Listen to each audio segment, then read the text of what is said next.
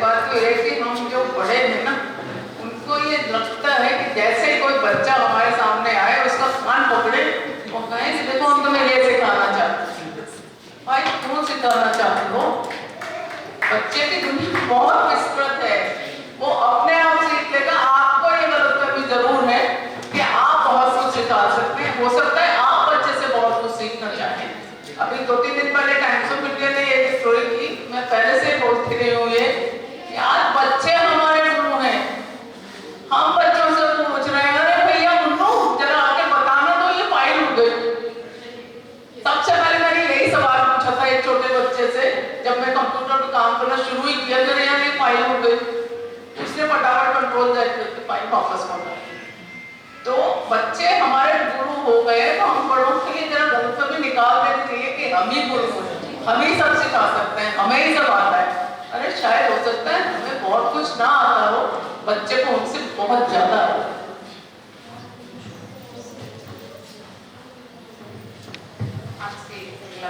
अभी जो बाल साहित्य लिखा जा रहा है, क्या वो पर्याप्त है या उसमें टेक्नोलॉजी के हिसाब से नए चेंजेस होने चाहिए? साहित्य बच्चे को जो भावना है, जैसे वो स्वतंत्रता चाहता है, उसको अगर बरकरार रखता है, तो उसमें टेक्नोलॉजी की कहाँ भूमिका है। बच्चा जिस तरह से अपनी दुनिया बनाता है, जैसे क्षमा जी की कहानी मैंने भी आज पढ़ी, हरा सूरज। वो बच्चा क्लासरूम में चित्र बनाता है और सूरज को हरे रंग में रंगा हुआ है। टीचर पूछती तो उसमें एक बहुत सुंदर सी बात है कि टीचर बार बार पूछती है कि ऑरेंज बनाते हैं, येलो बनाते हैं, ये हरा सूरज क्यों? तो वो कहता है कि ये हरा सूरज मतलब इतना बड़ा पेड़ हो जाए, सूरज बड़ा पेड़ हो जाए तो सब जगह छाया हो जाएगी, और वो जो तपिश होती है, गर्मी होती है, उससे सबको राहत मिलेगी। मतलब जो कहानी तक मैं पहुंच पाया, इसमें तकनीक तो है नहीं, वो बच्चे की कल्पनाशीलता है ना। तो कहानी चाहे आज से 100 साल पहले लिखी गई हो या आने वाले 100-150 सालों में लिखी जाए, अगर संवेदना बरकरार रख पा रही है, कोशिश करें लेखक की बच्चों की दुनिया के समीप पहुंच पाए। एग्जैक्ट तो लिख नहीं पाए, वो दुनिया बच्चे ही रच पाएंगे, जो भी उपासना कह रही थी।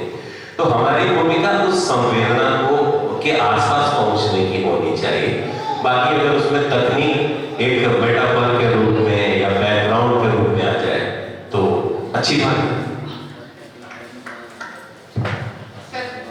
मैं चाहती हूँ कि आप अब जो आप कहना चाहते हैं वो खुलकर खूब अच्छे से कहेगा। एक अच्छी जगह बैठे हैं हम लोग। हाँ बिल्कुल, मैं चाहती हूँ कि आप स्वतंत्र रूप से जो कहना चाहते हैं वो कहें, और हम लोग आपको सुनना चाहते हैं। बच्चों के लिए बहुत सारा बहुत अच्छा है, और बच्चों के नाम पर यानी बच्चों के लिए इसका बचकाना लिखना जो फर्क है वो दूसरे से हो क्या रहा है कि अभी तक जो मुझे समझ में आता है कि एक जो लेखक है दो चीज को समझ नहीं पा रहा। व्यापक में जैसे आप उपासना कि हम किसके लिए लिख रहे हैं, यानी किसके लिए से मेरा मतलब बच्चे के लिए लिख रहे हैं मुझे मालूम है, लेकिन मेरा प्रकाशक वो उसको किस रूप में पेश करे। क्योंकि लिखते समय यदि आपने पूरी किताब की परिकल्पना नहीं की है कि इसके चित्र कैसे होंगे, यदि ब्लैक एंड व्हाइट भी होंगे तो कैसे होंगे, यदि चार चित्र भी होंगे तो कैसे होंगे, यदि ये डिवाइस साइज में ना होंगे, राउंड साइज में होंगे, तो उसका बच्चे के हाथ में कैसे आएगी। अभी जैसे कि मैं एक बहुत बड़े प्रकाशक हैं, उसमें सबसे बहुत बड़े बड़े बाल साइज के विशेषज्ञ हैं, लेकिन उन्होंने मैंने देखा कि इतनी बड़ी किताब छाप दी, बताया इतनी बड़ी किताब छाप। अब समस्या क्या है कि किताब एक टेक्नोलॉजी है। किताब टेक्नोलॉजी का ये है कि उसका पाठक जब उसके दोनों सफ़ों को ऐसे खोले तो उसको पढ़ते समय इससे ज्यादा गर्दन ना हिलाना पड़े, इससे उसका ध्यान शब्दों पर रहता है। दूसरा, आगे जाकर स्पॉन्टेनिटी की प्रॉब्लम होने की दिक्कत नहीं होती है। अब इस तकनीक को ना समझ के वो मैंने तो इतनी बड़ी किताब छापी, तो ये ना हम किसके लिए लिख रहे हैं, क्यों लिख रहे हैं, उसका स्वरूप क्या होगा, मेरी कल्पना क्या होगी, मेरी गोदी में जब बच्चा आता है उसके लिए कल्पना करता हूँ कि इस देश का कैसा नागरिक बनेगा, ऐसे किताब के लिए कल्पना। दूसरी चीज कि मैं जो किताब लिख रहा हूं वो बच्चा क्यों पढ़े, उसके पास तो ऑलरेडी वजन है। मेरे दौर में सूचना का, मनोरंजन के केवल 2 साधन थे, बाहर जाकर खेल लो या किताब पढ़ लो, बाकी कुछ भी नहीं था। मनोरंजन, सूचना, अपने आप को व्यस्त रखना, थकान को दूर करना, इन सब के हमारे पास नहीं। अगर थकान को दूर करना है तो और गुल्ली डंडा खेल लो या किताब पढ़ लो। लेकिन अब खिड़की खुली हुई है, उसमें छपे हुए शब्द मुझको बांध के रख सके, उसके लिए मैं क्या लिखूं? मैं क्या उसका सप्लीमेंट्री मटेरियल तो टेक्स्ट बुक है, या आज मेरे मन में है कि मैं ऐसा कुछ करूं, मैंने 2 घंटे तो बिताए लेकिन कुछ नहीं किया। लेकिन जान के चले कि जो हर किताब है, चाहे देवपुत्र भी, वो कुछ ना कुछ सिखा के जाता है। क्योंकि क्या है कि हम जो बच्चे को, खासकर कक्षा 5 तक के बच्चों के लिए हम एक टेक्स्ट बुक और नॉन टेक्स्ट बुक को बताना चाहते हैं कि बच्चे वर्णमाला को चीन लें और उसका इस्तेमाल कर सकें, अंक को पहचानने लगे और 4 जो मूल है, जोड़ भाग की गुणा भाग, उसको कर सकें, रंग और आकृति को पहचान लें तो मानवीय संवेदनाओं की गर्माहट को महसूस कर सकें। यही मूल बाल साहित्य का उद्देश्य है, यही उसका उद्देश्य। अब हो क्या रहा है कि हम जो है नैतिक शिक्षा की किताबें लिखने वाले जो हैं, जिनके लिए आजकल बहुत सारे मंच हैं, वो पाठ्य पुस्तक में घुस गए और पाठ्य पुस्तक में लिखने वाले बाल साहित्य में घुस के आ रहे हैं। ये अलग अलग सेगमेंट हैं। हम किस प्रकाशक के लिए लिख रहे हैं और हम बच्चे के लिए क्यों लिख रहे हैं, ये थोड़ा सा यदि सेगमेंट क्लियर हो जाएगा तो बहुत सारी अच्छी रचनाएं निकलती हैं, अपनी जमीन से हुई निकली है, अनछुए विषयों पे निकलती है, और बहुत सारे लोग बहुत अच्छे लिख रहे हैं। मुझे संचालिका महोदय की तरफ से इस सत्र को समाप्त करने का संकेत मिल चुका है।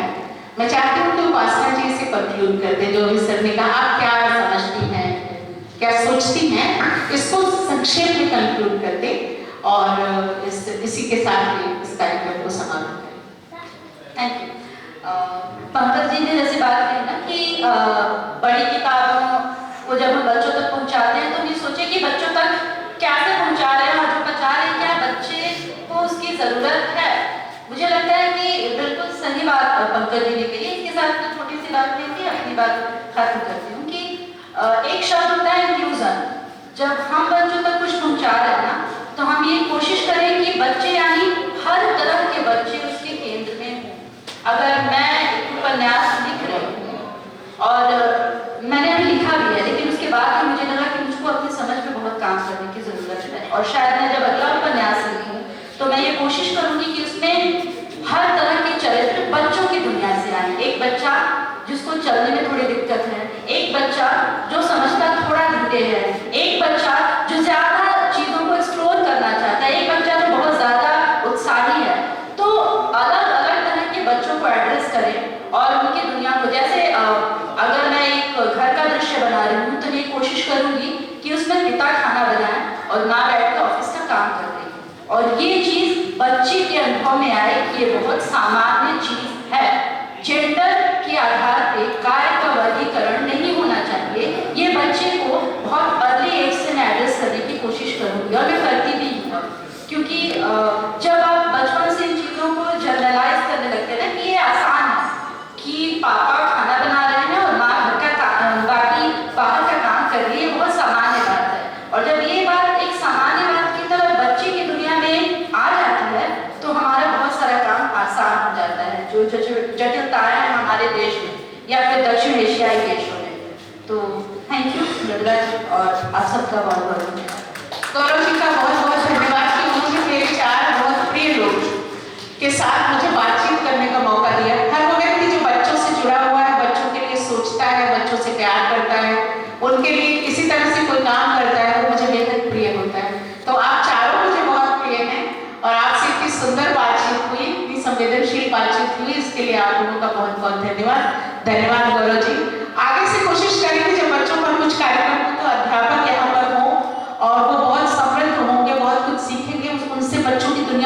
देंगे।